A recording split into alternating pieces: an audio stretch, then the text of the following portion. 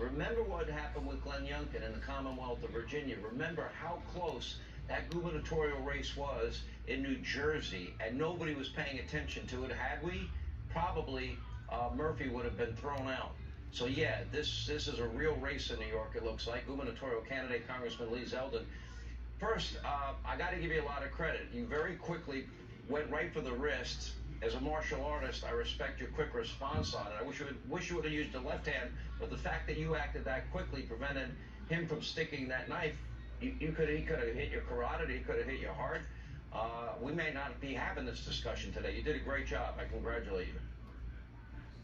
Well, thank you, Sean. And I also give a lot of credit to the 7, 8, 9, 10 other people who instantly, within a few moments, came to the stage and tackled this attacker. The law enforcement was there just a couple minutes later, and they arrested the guy.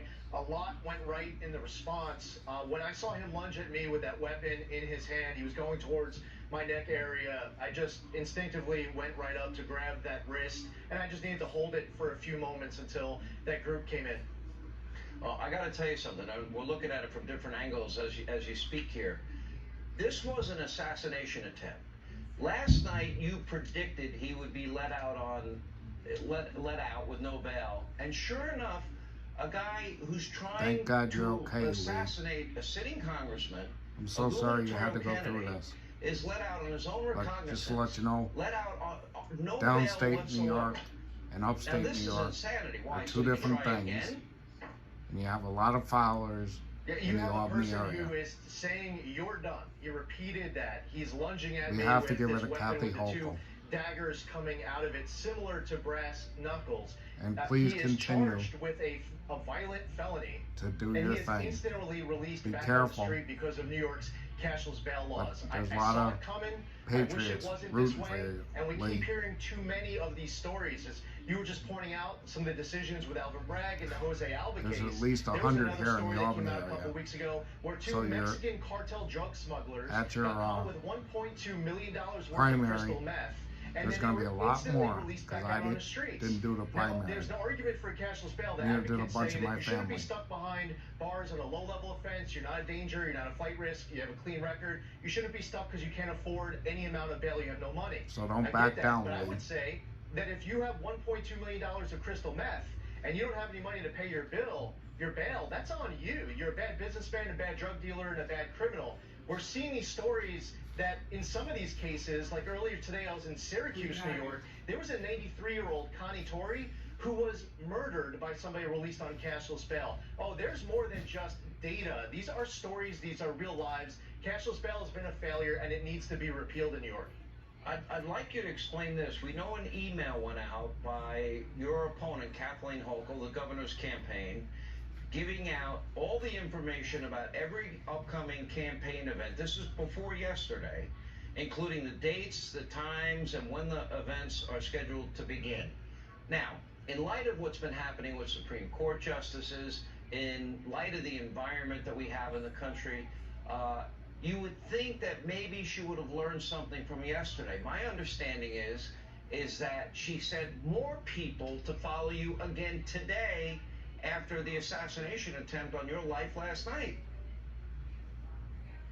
Well, as I was going through today's schedule with obviously ramped up security, which will be ramped up for the remainder of the campaign, I was traveling from Onondaga County, that's the county where Syracuse is located, up to Watertown, that's where Fort Drum is, in Jefferson County in the North Country. And as we're driving up, this box truck with my face, my name on it, criticizing me, is following us up to the next rally. So we have rallies tomorrow all day. We have rallies on Sunday all day. I would suggest, if I was Kathy Hochul in her campaign, that I would have this box truck sitting on some driveway. If it was ever going to pop out, it's pretty bad taste and bad judgment to have it right back on the road following us around the next day.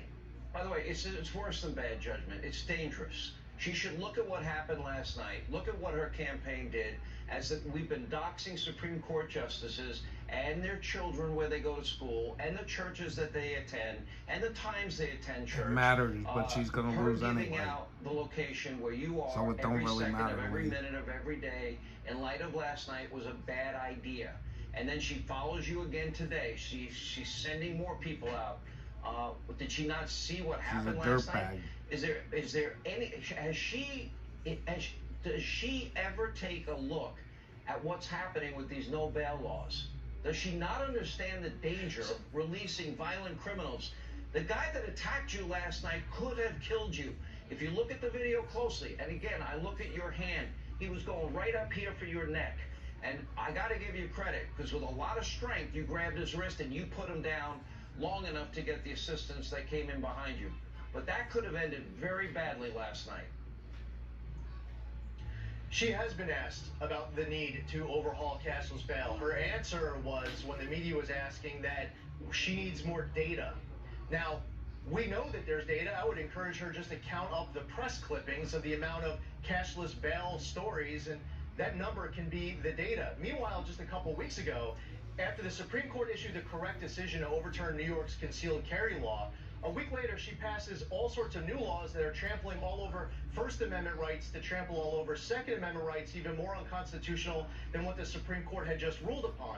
The media asked her, well, do you have any data to back up going after these concealed carry permit holders, that they're the ones causing the problem? And she says she doesn't need data because she's the governor. When she was asked about Alvin Bragg, she says, cut him some slack. Thanks for watching, Patriots. He just got there. I say that on January 1st, God my bless. first day as See you governor, tomorrow. it is not just a constitutional authority, it is my constitutional duty to remove Alvin Please Bragg subscribe as my if you first haven't. act as governor. And when she was asked just a little while ago, a few days ago, about the Jose Alba case and Alvin Bragg, she says that she's not going to get involved in it at all. It's not her business. And I would argue that if there was one of 19 million New Yorkers who would have a duty or responsibility to speak up when you have a DA doing the wrong thing,